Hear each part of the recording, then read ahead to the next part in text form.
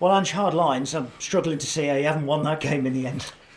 Yeah, look, there was certainly plenty that I was pleased with. I thought there was certain parts of the game where we really had very good control, both with and without the ball. We created enough chances to win it for sure. Um, and there was a couple of sloppy moments which allowed them to sort of get some traction in the game, and they're very good at that. The transition, they've got some quick guys up front. They're always a threat, so you always got to be wary of it. But overall, I couldn't ask the players for any more in terms of just their endeavour to try and play the way we want to. And I certainly felt watching the team today, it looked sort of more like the team I want us to be. Yeah, that was you kind of answered my next question. Is that how much closer is that? I'm sure it's nowhere near the finished product that you want, but on the way. Yeah, no, the exciting bit is there's a hell of a lot of improvement because, I think 3 players made their debuts today. So, they're just fresh in the building. Other guys are getting adjusted to the league. There's bags of improvement. But, when I think about the last 7 days and sort of, obviously Arsenal away is a different proposition, but just the way we approach that game and the way we approach today, you can see the players are receiving the information and they're trying to put it into practice. And, as a manager or coach, that's all you can ask for, and that's the encouraging bit.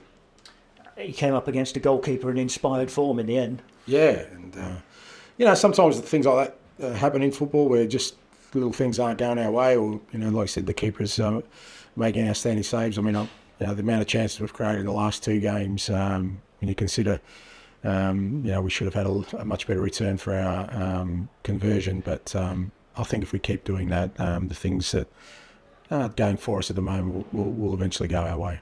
Perfect start to the game as well. Yeah, brilliant start, and obviously great goal by Nico, but just in general, the way we approached the game early on was really good. I said the first 15 minutes was really good, and then we got sloppy with a couple of turnovers, and that just gets the crowd into it and excited, and then a couple of sort of free kicks we shouldn't have given away deep in our half, and then they can put some pressure on, and that's the moments we still need to sort of handle better. I thought we did in the second half. They did have a couple of moments, but at the same time, the amount of chances we created and good chances from playing our football was certainly encouraging.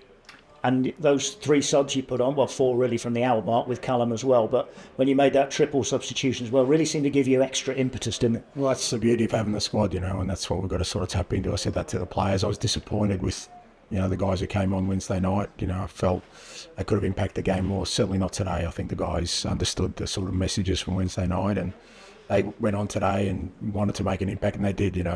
Both Callie and Igor could have scored, and Callum I thought was really bright. Took it to him, and Embra gave us a little bit of solidity. I thought we needed that because of the way they play. So I thought they made a positive impact. In cricket, of course, you can have such a thing as a winning draw. You can't have it in football, but in terms of the